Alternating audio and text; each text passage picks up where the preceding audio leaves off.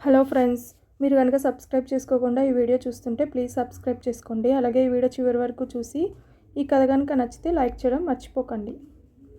అయ్యగారండి అయ్యగారండి అని ఇంటి బయట నుండి కేకలు వినబడటంతో చదువుతున్న పేపర్ను పక్కన పడేసి కూర్చున్న ఈజీ చైర్లో నుండి లేచి గుమ్మం దగ్గరికి వచ్చాడు కేశవరావు.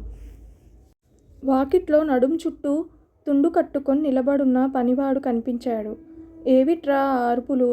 ఏదో కొంపలు మునిగిపోయినట్లు. అవునండయ్యా, నిజంగానే మన కొంప మునిగిందయ్యా. మన చిన్నయ్య గారు ఆ నూకాలమ్మ కూతురుతో రైలు స్టేషన్లో కనిపించారండి. ఏవిట్రా వాగుతున్నావు?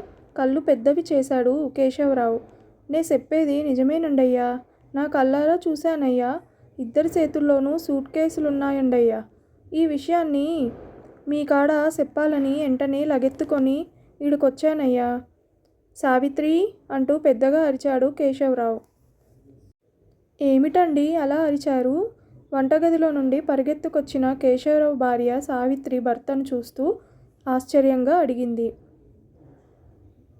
కిష్టుడు గదిలో ఉన్నాడో లేదో చూడు, భార్యను ఆదేశించాడు కేశవరావు. గదిలోనే ఉంటాడు, నిద్రలో నుండి ఇంకా లేచుండడు అని చెప్పింది సావిత్రి. చెప్పింది చెయ్యి, భార్యను గదమాయించాడు కేశవరావు. వెంటనే పరుగులాంటి నడకతో మేడపైకి వెళ్ళింది సావిత్రి. కొడుకు కృష్ణారావు గది తలుపును 2 సార్లు తట్టింది. మూడోసారి గది తలుపు మీద తట్టినప్పుడు తలుపులు కొంచెంగా తెరుచుకున్నాయి. దాంతో సావిత్రిలో భయం పుట్టుకొచ్చింది. ధైర్యం తెచ్చుకొని లోపలికి వెళ్ళి చూసింది. కొడుకు మంచం మీద లేడు. బాత్రూంలో ఉన్నాడేమోనన్న అనుమానంతో అటు తిరిగింది. బాత్రూము తలుపు తెరిచే ఉంది. బాత్రూంలో కూడా కొడుకు కనిపించకపోయేసరికి సావిత్రి గుండె గుబేలుమంది. కొడుకు గదిలో నుండి పరుగులాంటి నడకతో బయటకు వచ్చి, కృష్ణుడు రూంలో లేడండి, మేడపై నుండే భర్తకు వినబడేలా చెప్పింది సావిత్రి. ఆమె గొంతులో వణుకు చోటు చేసుకోవటం ఎవరికైనా అర్థమైపోతుంది. భార్య మాట వినగానే నెత్తిమీద బరువు పడినట్లు పక్కకు ఒరిగిన కేశవరావు పడిపోకుండా ఉండటానికి దగ్గరున్న గుమ్మాన్ని పట్టుకున్నాడు. ఎంత పని చేశాడు! కుటుంబ గౌరవానికి తలవంపులు తీసుకువచ్చాడే! గౌరవంగా బ్రతుకుతున్న నన్ను తల వంచుకునేలా చేశాడే అనుకుంటూ కుంగిపోతూ పక్కనున్న గుమ్మం మీద కూర్చుండిపోయాడు. ఏమైందండి? ఎప్పుడూ మీసాలు తిప్పుకుంటూ గంభీరంగా ఉండే మీరు ఇలా డీలా పడి కూర్చున్నారు? భర్త దగ్గరకు వచ్చిన సావిత్రి కేశవరావును చూసి అడిగింది. నీ కొడుకు చేసిన ఘనకార్యమే. ఏం చేశాడండి? ఏం చేశాడని నిదానంగా అడుగుతావేం? మన కుటుంబ గౌరవాన్ని తలవంపులు తీసుకొచ్చే నీచమైన పని చేశాడే నీ కొడుకు. ఈ ఊళ్ళో నన్ను తల దించుకునేలా చేశాడు. అదే ఏం చేశాడని అడుగుతున్నా. ఆ నూకాలమ్మ కూతురుతో ఊరు వదిలి వెళ్ళిపోయాడు. రైల్వే స్టేషన్లో వాళ్ళిద్దరినీ సూట్ కేసులతో చూశాడట మన ఏకాంబరం అంటూ లేచి నిలబడి మనసును దృఢం చేసుకుంటూ మీసాలు మెలేస్తూ, వదలను, కుటుంబ గౌరవానికి కళంకం తీసుకువచ్చిన వాడిని వదలను. కులం తక్కువ దాంతో కులకటానికి ఇన్నేళ్ళు పెంచి పోషించిన తల్లిదండ్రులనే వదులుకుంటాడా? కులగౌరవాన్ని, పెద్దవాళ్లను తలవంచుకునేలా చేయడానికా వాడు చదువుకుంది? వదలను, వదలను. మనకు, మన కుటుంబ గౌరవానికి తలవంపులు తీసుకువచ్చిన వాణ్ణి వదలను. ఎర్రబడ్డ కళ్ళతో అటూ ఇటూ తిరుగుతూ పూనకం వచ్చిన వాళ్ళ చిందులు వేశాడు కేశవరావు. పనివాళ్ళు విషయం తెలుసుకున్న ఊరి పెద్దలు అప్పుడే కేశవరావు ఇంటి ముందు గుమికూడారు. ఏవండి, మీరు ఆవేశపడకండి, మీ ఆరోగ్యం దెబ్బతింటుంది భయపడుతూ చెప్పింది భార్య సావిత్రి. ఆవేశపడకుండా ఎలా ఉండని? నీ కొడుకు చేసిన పనిని సమర్థించమంటావా? లేక ఇంట్లో నుండి కులం తక్కువ దానితో ఊరు వదిలి పారిపోయి మన కుటుంబ గౌరవాన్ని తలవంపులు తీసుకువచ్చిన ఆ పిరికివాణ్ణి మన్నించమంటావా? వదలనే వాడిని, దాన్ని, ఇద్దరినీ వదలను. పూనకం వచ్చిన వాళ్ళ ఊగిపోయాడు కేశవరావు. వదలొద్దండి, వాణ్ణి వదిలేయమని నేననటం లేదు. మీరు ఆవేశం తగ్గించుకొని ఏం చేయాలో నిదానంగా ఆలోచించమని చెప్తున్నాను అన్నది సావిత్రి. ఆ మాటకు కొంచెం శాంతించిన కేశవరావు ఇంట్లోకి వెళ్ళిపోయాడు. అక్కడ గుమికూడిన వారందరూ తమ తమ పనులకు వెళ్ళిపోయారు. రైల్లో వస్తున్న వాళ్ళని తీసుకువెళ్ళడానికి కేశవరావు మరియు అతన్ని నమ్మిన బంటు చెంచలయ్య రైల్వే ప్లాట్ఫామ్ మీద నిలబడున్నారు. గౌతమి ఎక్స్ప్రెస్ 1వ నంబర్ ప్లాట్ఫాంలోకి వచ్చి ఆగింది. అందులో నుండి కృష్ణారావు అతనితో పాటు హేమ దిగారు. దిగిన వెంటనే వారిద్దరికీ కేశవరావు, చెంచలయ్య కనిపించారు. వారిద్దరినీ చూసి ఆశ్చర్యపోయిన కృష్ణారావు, హేమలకు చెమటలతో పాటు గుండె దడ ఒక్కసారిగా పట్టుకున్నాయి. రా కృష్ణ, ఎలా ఉన్నావ్? 6 నెలల్లో ఇంత చిక్కిపోయావేం? సరే రా, ఇంటికి వెళ్దాం. మీ ఇద్దరిని ఈ ఊరికి రప్పించటానికే నూకాలమ్మకు యాక్సిడెంట్ అని అబద్ధం చెప్పాను. మీరు వచ్చేశారు. బయట కారు నిలబడుంది, వచ్చి ఎక్కు. కొడుకు కృష్ణారావును చూస్తూ మీసాలు తిప్పుకుంటూ చిరుమందహాసంతో అతని ఎదురుగా వెళ్ళాడు కేశవరావు. నాన్నా, హేమ అని చెప్పి ముగించేలోపు కృష్ణారావు చెంప చెల్లుమనేలా గట్టి దెబ్బ వేశాడు తండ్రి కేశవరావు. కొడుకు గొంతు వెనక తన బలమైన చేతులు వేసి అతన్ని తోసుకుంటూ రైల్వే స్టేషన్ బయటకు వచ్చాడు. అక్కడ నిలబడున్న కారు తలుపులు తెరుచుకున్నాయి. కృష్ణారావును అందులోకి తోసి బంధించాడు కేశవరావు. కారు తమ ఊరి వైపు వెళ్లే రోడ్డు ఎక్కింది. రైల్వే స్టేషన్లో తన కళ్ళెదుట జరిగింది చూసి పిచ్చెక్కిన మనిషిలా నిలబడిపోయింది హేమ. తన కళ్ళెదుటే తన భర్త కృష్ణారావును అతని తండ్రి కొట్టి లాక్కుపోవడం ఆమె మనసును కలవరపెట్టింది. ఏం చేయాలి, ఇప్పుడేం చేయాలి అనుకుంటున్న హేమకు తాను ఏమి చేయలేనని అర్థమవడానికి 10 నిమిషాలు పట్టింది. మనుషులే లేని చిట్టడవిలో వదిలిపెట్టబడ్డ అనాథలాగా ప్లాట్ఫారంపై నిలబడింది. తల్లికి ఏమీ అవలేదనే తృప్తి ఆమె మనసును శాంతపరుస్తున్నా కడుపులో శిశువుతో ఇంటికి వెళ్తే తల్లి ఒప్పుకుంటుందా? 6 నెలల కింద తల్లికి చెప్పకుండా కృష్ణారావుతో ఈ ఊరు వదిలి వెళ్ళిపోవటం.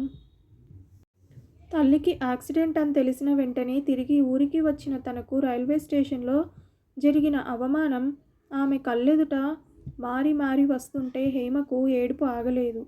తన భవిష్యత్తు, తన బిడ్డ భవిష్యత్తు గురించిన ఆలోచన రాగానే కళ్ళు తుడుచుకొని బస్ స్టేషన్కు వెళ్ళింది. బస్సులో ఎక్కి కూర్చుంది. బస్సు బయలుదేరింది.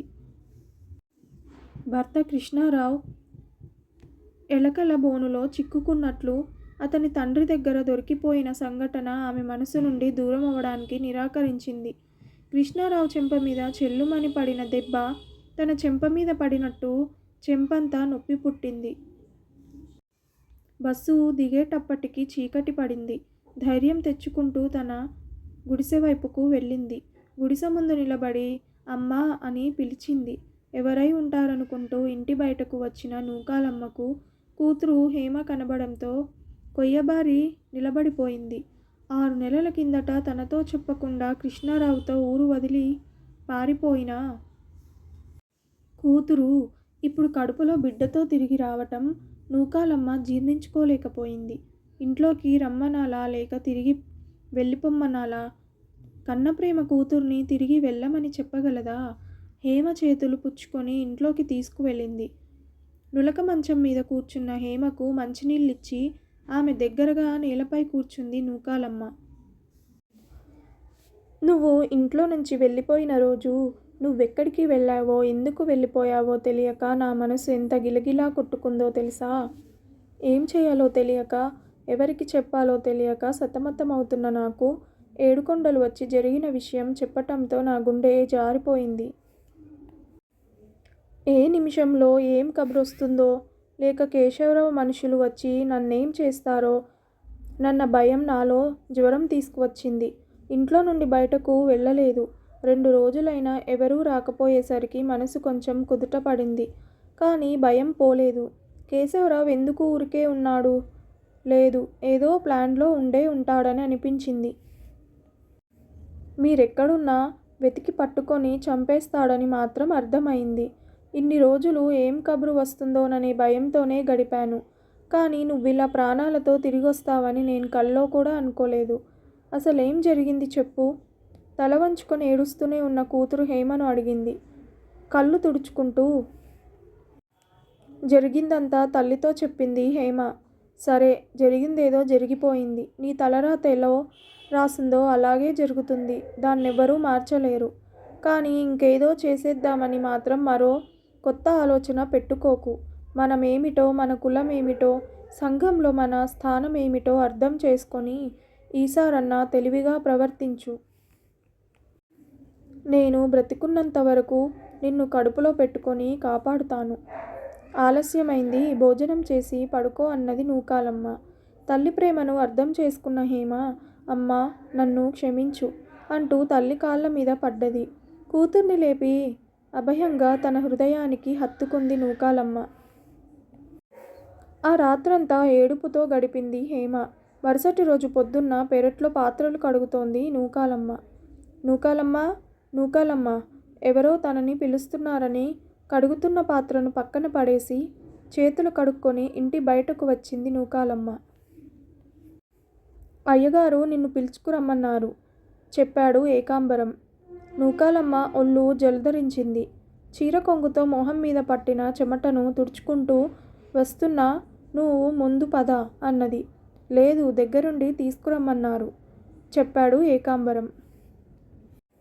సరే ఉండు, ఒక్క నిమిషంలో వస్తాను అని చెప్పి ఇంట్లోకి వెళ్ళి దేవుడి ఫోటోకు దండం పెట్టుకొని ఇంటి బయటకు వస్తుంటే, నేను రానా కూతురు హేమ అడిగింది. వద్దు, నిన్ను రమ్మని చెప్పలేదు, నే వెళ్ళొస్తా, నువ్వు జాగ్రత్త. కూతురు జవాబుకు ఎదురు చూడకుండా బయటకు వచ్చి ఏకాంబరాన్ని చూసి పద అంటూ బయటకు నడిచింది. కేశవరావు ఇంటి దగ్గరకు వెళ్తుంటే నూకాలమ్మ కాళ్లలో వణుకు మొదలైంది. నెమ్మదిగా నడుచుకుంటూ కేశవరావు ఇంటి గేటు దాటి కాంపౌండ్ లోపలికి వెళ్ళింది. అక్కడ కేశవరావుతో పాటు చెంచలయ్య, మరో 2 ఊరి పెద్దలు కుర్చీలేసుకొని కూర్చున్నారు. చుట్టూ జనం ఉన్నారు. నూకాలమ్మను చూసిన వెంటనే గుమ్మికూడిన జనం పక్కకు తప్పుకొని ఆమెకు తోవి వదిలారు. నేరారోపణ మోపబడిన ఒక ఖైదీలాగా వాళ్ళ ముందుకు వెళ్ళి నేరస్తులు బోన్లో నిలబడే విధంగా తలదించుకుని నిలబడింది నూకాలమ్మ. నూకాలమ్మ, జరిగిందేదో జరిగిపోయింది. నా కొడుకు నీ కూతుర్ని లేపుకుపోయాడని నేను చెప్పను. నీ కూతురే నా కొడుకును లేపుకుపోయింది. ఏది ఏమైనా నీ కూతురి కడుపులో పెరుగుతున్న బిడ్డకు నా కొడుకు కారణమయ్యాడు. కానీ నా కొడుకు నీ కూతురి మెడలో తాళి కట్టలేదు, రిజిస్టర్ మ్యారేజ్ చేసుకోలేదు. అందువలన విడాకులకు అవసరం లేదు. అయినా సరే నేను 50,000 రూపాయలు డబ్బిస్తాను, తీసుకువెళ్ళు. నీ కూతురు నా కొడుకును మర్చిపోవాలి అని చెప్పాడు కేశవరావు. తలెత్తి కేశవరావును చూసే ధైర్యం లేక తల దించుకునే కొంగుతో కళ్ళు తుడుచుకుంటూ మౌనంగా నిలబడింది నూకాలమ్మ. ఏం సమాధానమే లేదు. కఠినంగా అడిగాడు కేశవరావు. మీరు చెబితే సరేనండి అన్న నూకాలమ్మ చేతుల్లో 50,000 రూపాయలు నుంచాడు కేశవరావు గుమస్తా. అంతే. కేశవరావు లేచి ఇంట్లోకి వెళ్ళిపోయాడు. ఆ తర్వాత మిగిలిన వారందరూ అక్కడి నుండి కదిలి వెళ్ళిపోయారు. తన కూతురు కడుపులో పెరుగుతున్న బిడ్డకు ఖరీదు కట్టి కేశవరావు తన చేతిలో పెట్టిన డబ్బును చూసుకుంటూ ఏడుస్తూ బయటకు వచ్చిన నూకాలమ్మను ఏకాంబరం ఆపాడు. చూడు నూకాలమ్మ, కేశవరావు ఎందుకనో నీ మీద కరుణ చూపించాడు. అసలు నిన్ను, నీ కూతుర్ని చంపేస్తాడేమో అనుకున్నాం. ఇలా నీ చేతిలో డబ్బు పెట్టి మిమ్మల్ని క్షమిస్తాడని నేను కల్లో కూడా అనుకోలేదు. ఈ భూమి మీద మీకు ఇంకా నూకలుండబట్టే వదిలేశాడేమో అని అనిపిస్తుంది అన్నాడు.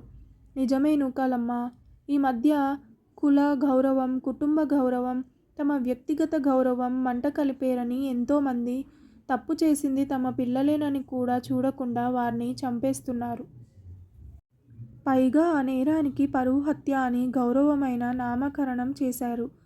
నీ కూతురి విషయంలో అలా జరగలేదని సంతోషపడు. ఈ విషయాన్ని ఇంతటితో వదిలేయమని నీ కూతురితో చెప్పు. ఇంకొకరు చెప్పారు. పిచ్చి పట్టిన దానికి మళ్ళీ నూకాలమ్మ కాళ్ళీడ్చుకుంటూ ఇంటివైపు నడిచింది. అమ్మ రాక కోసం పూరి గుడిసెలో ఎదురు చూస్తున్న హేమ అప్పుడే ఇంట్లోకి అడుగు పెడుతున్న తల్లిని చూసి ఎందుకు రమ్మన్నారు, ఏం చెప్పారని అడిగింది. కూతురు అడిగిన ప్రశ్నకు సమాధానం చెప్పకుండా కేశవరావు ఇచ్చిన డబ్బును హేమ ముందు ఉంచి, ఈ డబ్బు తీసుకొని కృష్ణారావుని నువ్వు మర్చిపోవాలట అన్నది నూకాలమ్మ. కృష్ణారావు బిడ్డను తన కడుపులో మోస్తున్నందుకు కూలీగా ఈ డబ్బును ఇచ్చారని అనుకున్నప్పుడు ఆమెకి ఈ సముదాయం మీద, ఈ సంఘం మీద విరక్తి ఏర్పడింది. ఇక మీదట కృష్ణారావు తన వాడు కాదు అన్న భావన కలిగినప్పుడు ఆమె కళ్ళల్లో నీళ్లు జలపాతంగా ఉప్పొంగినాయి. అతనితో గడిపిన రోజులు, అతను తనకిచ్చిన మరో ప్రాణాన్ని మోస్తున్న అనుభూతులు అన్నిటినీ మర్చిపోవాలా? తన మీద, తన తలరాత మీద హేమకు కోపం వచ్చింది. తమాయించుకొని నిలకడ తెచ్చుకొని ఆ డబ్బును బ్యాంకులో డిపాజిట్ చెయ్యమ్మా అని తల్లితో చెప్పింది. కూతురి నోట ఆ మాట విన్నప్పుడు నూకాలమ్మ మొహం చిగురించింది. మనసు ఆనందపడింది. డబ్బు డిపాజిట్ చేయమన్నందుకు కాదు, కూతురు ఇక మీదట కృష్ణారావు మాట ఎత్తదని గ్రహించినందుకు. రోజులు గడిచినాయి. హేమకు ఆడపిల్ల పుట్టింది. పుట్టిన బిడ్డతో హేమను హాస్పిటల్ నుండి ఇంటికి తీసుకువచ్చిన నూకాలమ్మకు ఇంటి గుమ్మం దగ్గర చిందరవందర జుట్టుతో పిచ్చివాడిలో నిలబడున్న కృష్ణారావు కనబడ్డాడు. ఏం జరిగిందో నన్ను భయం పట్టుకుంది నూకాలమ్మకు. ఆటోలో నుండి దిగిన హేమ కృష్ణారావును చూసి కూడా చూడనట్లు అతన్ని దాటుతుంటే, హేమ, నాతో మాట్లాడవా? నా బిడ్డను నాకు చూపించవా? అడిగాడు కృష్ణారావు. హేమ కృష్ణారావుకి సమాధానం చెప్పకుండా, అమ్మా, తాళం తీయి అన్నది. కూతురి మాటలకు ధైర్యం తెచ్చుకున్న నూకాలమ్మ, చూడు బాబూ, అనవసరంగా గొడవ చేయకు. నీకు నా కూతురికి ఎటువంటి సంబంధం లేదు. డబ్బులిచ్చి సరిచేశారు. మళ్ళీ హేమతో మాటలెందుకు అన్నది. ఆమె మాటలు విన్న కృష్ణారావు ఒక్కసారి హేమ వైపు చూశాడు. హేమ తన ముఖాన్ని పక్కకు తిప్పుకుంది. అంతే. కృష్ణారావు ఇంకేమీ మాట్లాడకుండా అక్కడి నుండి బయలుదేరాడు. తిన్నగా సారా కొట్టు వైపుకు వెళ్ళాడు. హేమ బిడ్డతో ఇంట్లోకి వెళ్ళిపోయింది. హేమకు డబ్బులిచ్చి కొడుకుతో ఆమె బంధుత్వాన్ని తెంపేసిన కేశవరావు కొడుకు కృష్ణారావుకి తమ కులానికి చెందిన వేరే అమ్మాయితో పెళ్లి సంబంధం కుదిర్చాడు. పెళ్లి సంబంధం కుదుర్చుకున్న 3 రోజుల తర్వాత పెళ్లి కూతురు తరపున నుండి పెళ్లి క్యాన్సిల్ చేసుకున్నామని కబురు వచ్చింది. కృష్ణారావు హేమతో కలిసి ఊరు వదిలి పారిపోయి 6 నెలలు గడిపారని తెలియటంతో కృష్ణారావుకి పెళ్లి కుదరలేదు. బయట ఊర్లో నుండి సంబంధాలు వెతుకుతున్నా అవి కూడా తప్పిపోవటంతో కేశవరావుకి దిగులు పట్టుకుంది. కృష్ణారావు తాగుడుకు అలవాటు పడి దానికి బానిసైపోయాడు. విపరీతంగా తాగటంతో మనిషి చిక్కి శల్యమైపోయాడు. కొడుకును చూసి తల్లి సావిత్రి ఏడవని రోజు లేదు. కానీ భర్తతో మాట్లాడడానికి భయపడింది. కానీ ఈరోజు భర్త దిగులుతో ఉన్నాడని తెలుసుకున్న ఆమె ఈజీ చైర్లో కూర్చున్న భర్త దగ్గరకు వెళ్ళి కూర్చుంది. ఏమండి, ఆ రోజు మన కొడుకును హేమ దగ్గర నుండి విడదీయమని, అది గనక జరగకపోతే హేమను చంపైన కొడుకును తీసుకొచ్చి మన కుల గౌరవాన్ని కాపాడమని మిమ్మల్ని ఉసిగొల్పిన మన కులం వాళ్ళే ఈరోజు మన కృష్ణుడికి పిల్లనివ్వడానికి వెనకాడుతున్నారు. వీళ్ళ కుల గౌరవాన్ని కాపాడే పెద్దలు. వీరి మాటలు వినా మనం వాళ్ళిద్దరినీ విడదీసింది. ఇంకా నయం, కుల గౌరవం పేరిట వాళ్లను హతమార్చలేదు. అలా చేసుంటే మీరు జైలుకు వెళ్ళేవారు, నేనొంటరిదాన్ని అయ్యేదాన్ని. కులం కులం అంటూ అవతలి వారిని ఉసికొల్పటమే తప్ప వారి వరకు వస్తే ఎలా తప్పుకుంటున్నారో చూశారా? వీళ్ళ కోసం మన బిడ్డను మనం శిక్షించి మనం పెద్ద తప్పు చేశామండి. వాడేమైపోతాడోనన్న భయం నన్ను వేధిస్తోంది అంటూ కొంగుతో కళ్ళు తుడుచుకుంది. నిజమేనే, నేను చాలా పెద్ద తప్పు చేశాను. నా తప్పును నేనే సరిదిద్దుతాను. కృష్ణుణ్ణి కాపాడతాను. భార్యకు కేశవరావు అభయమిచ్చాడు. ఆ రోజు సాయంత్రం కేశవరావు హేమ గుడిసెకు వచ్చాడు. నూకాలమ్మ ఇంట్లో ఉన్న పాత కుర్చీని తన చీర కొంగుతో తుడిచి అందులో ఆయన్ను కూర్చోమంది. కేశవరావు అందులో కూర్చున్నాడు. హేమ, నిన్ను నా కొడుకు దగ్గర నుండి విడతీసి వాడికి మా కులం పిల్లతో పెళ్లి చేయాలనుకున్నాను. అది కుదరలేదు. ఇప్పుడు వాడు తాగి తాగి ఒళ్ళు పాడు చేసుకొని నిన్నే తలుచుకొని జీవిస్తున్నాడు. వాడిని ఇలాగే వదిలిపెడితే చచ్చిపోతాడు. కాబట్టి వాడిని నువ్వే పెళ్లి చేసుకో. ఇద్దరూ రిజిస్టర్ మ్యారేజ్ చేసుకొని సంతోషంగా ఉండండి. తన గంభీరాన్ని, గౌరవాన్ని, పరువు మర్యాదలు అన్నిటినీ గాలికి వదిలేసి తప్పు తెలుసుకున్న వాళ్ళ చెప్పాడు కేశవరావు. హేమ ఒక క్షణం ఆశ్చర్యపోయింది. ఇంత పెద్ద మనిషి తన గుడిసెను వెతుక్కుంటూ వచ్చి తన కొడుకును పెళ్లి చేసుకొని వాడికి ప్రాణభిక్ష పెట్టమని అడగడం కేశవరావు తన తప్పును తెలుసుకున్నాడని గ్రహించింది. కానీ ఆమె మనసు ఒప్పుకోలేదు. ఇప్పుడు మీరు మనసు మారి వచ్చారు, మమ్మల్ని పెళ్లి చేసుకోమంటున్నారు. కానీ మీ కొడుకు ఇప్పుడు పాత కృష్ణారావు కాదే, తాగి తాగి తన ఆరోగ్యాన్ని పాడు చేసుకున్న ఒక రోగి. అతన్ని పెళ్లి చేసుకొని కొన్ని రోజులు సుమంగలిగా బతకటం కన్నా జీవితాంతం నేను ఒంటరిగానే ఉండిపోతాను అని చెప్పింది హేమ. ఆమె మాటలు చెంప మీద కొట్టినట్టు అనిపించడంతో కేశవరావు తల వంచుకున్నాడు. ఇద్దరిని విడదీసిన తప్పుకు తన కొడుకు బలి అవుతున్నాడన్న ఆలోచనతో కుదించుకుపోయాడు. కొడుకు హేమతో పారిపోయినప్పుడు తన పరువు తీశాడని, తనకి తన కులానికి తలవంపులు తెచ్చాడని కుల అహంభావంతో వాళ్ళిద్దరినీ విడదీశాడు.